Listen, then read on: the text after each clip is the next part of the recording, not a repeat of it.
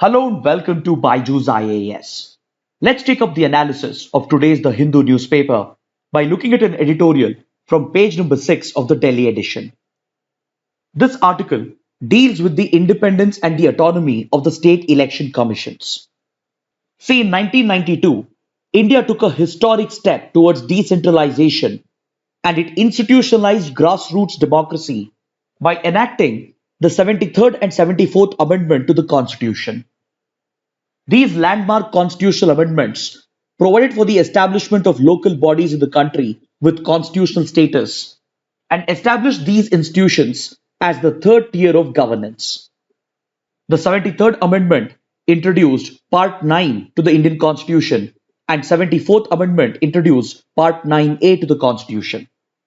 Part 9 deals with the Panchayati Raj institutions, whereas Part 9A deals with municipalities, that is, urban local bodies. For these local institutions, democratic elections were provided for, and the responsibility to conduct these elections was vested with the State Election Commission. Accordingly, under Article 243K and under Article 243ZA, the State Election Commission has been provided for, and this constitutional authority has the mandate to conduct free and fair elections to the local bodies. It's been 3 decades since these landmark constitutional amendments, but still there are several challenges that have prevented India from achieving true decentralization. Public policy experts have often pointed out that one of the reasons behind the poor functioning of the urban local bodies and the panchayats is the inadequate devolution of powers to them and the lack of any genuine autonomy. According to the letter and spirit of these constitutional amendments, the local bodies were supposed to be independent and autonomous, with a clear-cut jurisdiction achieved through the devolution of powers. But unfortunately, complete devolution of powers hasn't taken place, and the local bodies and the authorities that were set up under these constitutional provisions, they lack genuine autonomy. The responsibility for this largely lies with the state governments, which have failed to provide for adequate devolution of powers and genuine autonomy and independence to these institutions. But achieving true decentralization through local bodies rests on the foundation of free and fair elections. The responsibility of conducting these free and fair elections lies with the state election commissions, and hence the functioning of the local bodies is directly dependent on the independence and autonomy enjoyed by the state election commissions. Article 243K provides for a state election commission headed by a state election commissioner who would be appointed by the governor of the state, and the independence of this institution was supposed to be in line with that of the Election Commission of India. But unfortunately, the state governments which have the appointing powers have eroded the independence of the State Election Commission. See, the Election Commission of India enjoys immense respect from the opposition parties and from the public because of its ability to remain independent and autonomous, which in turn guarantees our faith in the conduct of free and fair elections. Even though Article 243K provides for certain constitutional protection to the State Election Commission, it had failed to put in place an independent and transparent appointment process of the State Election Commissioner. See, as per Article 243K, the State Election Commissioner cannot be removed from his position unless it is done in a manner and on the grounds similar to the removal of a judge of a high court. Then, according to Article 243K, the conditions of service of the State Election Commissioner cannot be varied to his disadvantage after his appointment. While these provisions provide protection to the State Election Commissioner after his appointment, there is no such provision in the appointment process that guarantees the appointment of an independent election commissioner. The appointment has been left to the discretion of the state governments, and the state governments can recommend any individual to the governor to be appointed as a state election commissioner. So as a result, most state governments have often appointed serving or retired bureaucrats as the state election commissioner, thereby severely compromising the integrity and the independence of the institution. See, the State Election Commission performs a number of key tasks in order to enable the conduct of free and fair elections to the local bodies. This includes the very conduct of elections, such as the announcement of the date of the elections, the schedule of the elections, and as well as the posting of election officials. Then it is also responsible for delimiting the wards, that is, the constituencies, and for the preparation of the electoral rolls. Then it also has the powers to rotate the reserved constituencies, which have been exclusively reserved for women, SCs, and STs as per the constitutional provisions. So, all these tasks related to the conduct of local body elections are critical. And while performing all these duties, the State Election Commission should be seen to be functioning in a fair, transparent, and independent manner in order to enable the public and the opposition parties to trust the free and fair election process. But in most instances, state election commissions have often performed in a partisan manner or in a biased manner, usually in favor of the ruling party. And this has led the opposition and the public to lose complete confidence in the independence of the State Election Commission. This loss of confidence and trust is mainly attributed to the role and the functions of the State Election Commissioners, and as well as to the appointment of senior or retired bureaucrats as the State Election Commissioners by the state governments. Such an appointment leads to the public perception of a quid pro quo arrangement between the ruling party and the State Election Commissioner. That is, in return for appointing a bureaucrat as a State Election Commissioner, the officer might be expected to return the favor to the ruling party by working in a partisan or biased manner while executing these key duties, thereby raising questions over the independence of the State Election Commission and as well as on the very conduct of free and fair elections to the local bodies. In this regard, the Supreme Court has recently passed an historic ruling in order to restore the independence of the institution by looking into a case related to the State Election Commission of Goa. Recently, the Goa government had appointed the Law Secretary itself as the State Election Commissioner, and this was clearly a gross violation of the Constitution and as well as the independence and the autonomy of the institution. So the Supreme Court has referred to the appointment of a serving Law Secretary as the State Election Commissioner as nothing short of a mockery of the constitutional mandate by the state government. After making this observation, it has passed a landmark ruling by invoking its special powers under Article 142 of the Constitution. Under this article, the Supreme Court is empowered to enforce its decrees and orders, and through these powers, it has directed the state governments to provide for complete independence to the state election commissions and stop the practice of appointing serving bureaucrats as the state election commissioners. And in case there are state election commissions where the election commissioner is a serving bureaucrat, the Supreme Court has directed them to step down from their posts in order to respect the integrity and the autonomy of the institution. But however, it's still not clear whether the ruling of the Supreme Court applies for the appointment of retired bureaucrats as state election commissioners. Irrespective of that, this ruling of the Supreme Court is nothing short of historic as far as restoring the independence and the autonomy of the State Election Commission is concerned. Now let's take up a column from page number 7, written by the Union Education Minister. He is of the opinion that India is all set to emerge as a global leader in the post-COVID era, based on the manner in which it has been able to overcome the difficult challenges faced during the pandemic. The writer says that because of the strength of India's education system and the initiatives of its research and development institutions, and due to the exemplary performance of its pharma sector, India has been able to overcome most of the difficult challenges posed by the pandemic.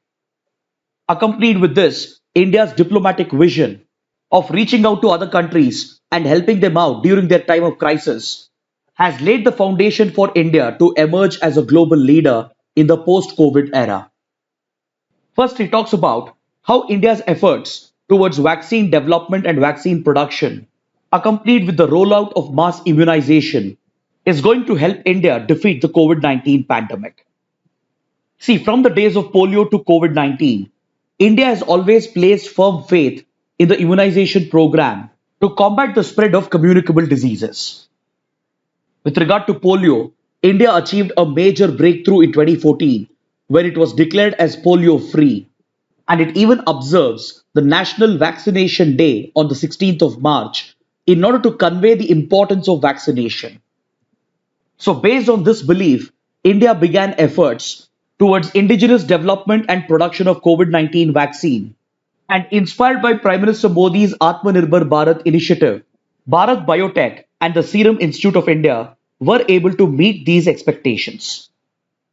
Bharat Biotech pioneered the indigenous development of a COVID-19 vaccine known as Covaxin, while the Serum Institute of India tied up with AstraZeneca to mass produce Covishield that was developed by Oxford University. So, through these efforts of the pharma industry and the biotech industry with the support of the government, India was able to come up with an indigenous vaccine along with the ability to mass produce foreign vaccines as well. So, India's ability to indigenously develop a vaccine and mass produce it within a short span of time has highlighted the strength of India's pharma sector and as well as the strength of India's research and development based on its strong educational system. Then, once the vaccines were developed and mass produced, India didn't just look inward to just satisfy the domestic need for immunization in the name of vaccine nationalism. Instead, as per India's age old vision of Vasudhaiva Kutumbakam, it launched an innovative diplomatic initiative to distribute these vaccines abroad, especially to other developing countries and underdeveloped countries. Because as countries were racing to develop a COVID-19 vaccine, what we witnessed in the developed world was the promotion of vaccine nationalism. Developed countries of the West and even major powers like Russia and China, they were developing their vaccines on nationalistic lines and they showed no intention of helping out the smaller and the weaker nations. So this rise in vaccine nationalism would have affected the equitable and affordable access to the vaccine. And this is where India stepped in at the right time and launched the Vaccine Maitri initiative, through which the vaccines that have been developed and produced in India have already been distributed to more than 70 countries with a special focus on developing and underdeveloped nations. The immediate neighbors of India, small island nations in the Indian Ocean, underdeveloped countries of Africa, and even other developing countries around the world, they received India made vaccines. And India even reached out to developed countries such as Canada and distributed its vaccines free of cost in order to ensure that there was universal, equitable, and affordable access to the COVID-19 vaccine. So, this global vaccine outreach of India has not only set India apart from the developed countries, but it has also helped reinforce that India indeed is the pharmacy of the world. Because since several years, Indian pharmaceutical industry has been acting as the backbone of the healthcare programs of several countries, especially developing and underdeveloped nations. The wide variety of generic drugs produced by Indian pharmaceutical companies, along with India-made vaccines for several diseases, have been critical to the healthcare programs of several developing and underdeveloped nations. So this strength of India's pharma sector and biotech sector had given India the tag of being the pharmacy of the world. So this belief has been reinforced by India's ability to quickly develop the COVID-19 vaccine and mass produce it, and also to distribute it free of cost to several developing and underdeveloped nations. So this clearly establishes India as a global leader in the field of vaccine research and development, and as well as in the field of pharmaceuticals and biotechnology. And it lays a strong foundation for India to emerge as a strong power in the post-COVID era. Then last year, as the pandemic broke out and spread chaos and panic around the world, several Indian educational institutions and R&D institutions, they took the lead to overcome the difficult challenges that were being posed by the pandemic. In the initial days, India was facing a critical shortage of ventilators and PPE kits, and Indian institutions such as IITs came out with several innovative technologies to help produce low-cost ventilators, AI-driven test kits, drones that would carry out sanitization, and even cheap and effective PPE kits and facial masks. This not only helped to take care of India's domestic needs, but it also allowed India to export these critical items to other developing and underdeveloped nations in order to assist their fight against the pandemic.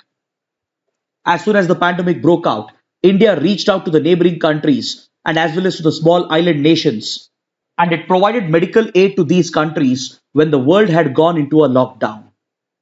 Through Mission Sagar, the Indian Navy reached out to several small island nations in the Indian Ocean and provided this much needed medical aid, whereas the Indian Air Force airlifted medical aid to several other neighboring countries. So these strides that India has made in the field of pharmaceuticals and biotech and research and development clearly places India as a global leader. Then along with this, India has initiated major educational reforms in the midst of the pandemic in order to plug the flaws in its educational system and to reorient its educational institutions to focus on research and development and innovation. The national education policy that was brought out last year provides prime attention to R&D and innovation, and it is striving to improve the research and innovation landscape in the country. The NEP proposes that the higher education institutions in the country should focus excessively on research and innovation by establishing startup incubation centers, technology development centers, and as well as by promoting interdisciplinary research and development. The NEP also proposes the establishment of new multidisciplinary institutions on the lines of IITs and IIMs, which can take forward the culture of research and innovation in the country. Then, more importantly, the National Education Policy provides for the establishment of the National Research Foundation in order to streamline and promote the culture of research and innovation in India's educational institutions. This foundation is all set to be established before the beginning of the next academic year, and it shall be headed by the principal scientific advisor to the government. Under his leadership, the National Research Foundation is going to come up with a budgetary allocation of 50,000 crore rupees, which is going to be spent over the next 5 years. The Union Education Minister envisions that these educational reforms being initiated by the government, accompanied with India's inherent strength in certain sectors, and through its innovative diplomatic vision, and through its strong faith in ancient philosophical teachings, the country is going to emerge as a global leader in the post-COVID era. Now let's take up an article from page number 1. The Ministry of Home Affairs has tabled a bill in the Lok Sabha seeking to define the powers of the Lieutenant Governor of Delhi. See, the political and constitutional status of Delhi is that it is essentially a union territory with an elected legislature. But at the same time, Delhi also happens to be the national capital, and this has always created challenges with regard to the administration of the Delhi region. In 1991, Delhi was set up as a union territory with an elected legislature through the 69th Constitutional Amendment Act, which introduced Article 239AA into the Constitution. According to this article, Delhi has been provided with an elected government to administer the region, and it also has an elected legislature to make the laws in all the subjects except for public order, police, and land.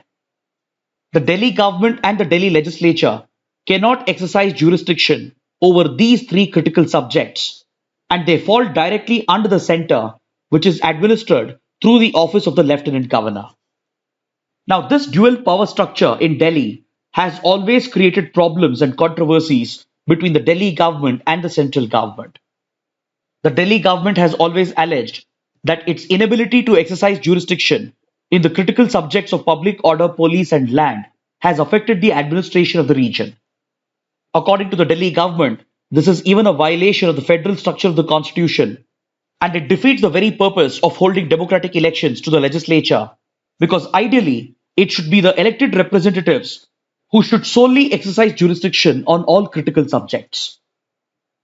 But the other side of the argument is that Delhi, being the national capital, creates a justifiable need for the center to retain three critical subjects, that is, public order, police, and land, through the office of the Lieutenant Governor.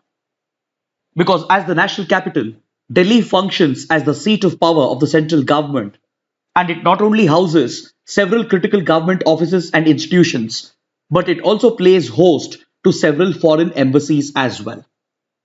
So this creates a unique need for ensuring the security of Delhi, and hence the center feels the need to exercise jurisdiction indirectly through the offices of the Lieutenant Governor over these three critical subjects, as they are essentially linked to the overall security of the national capital.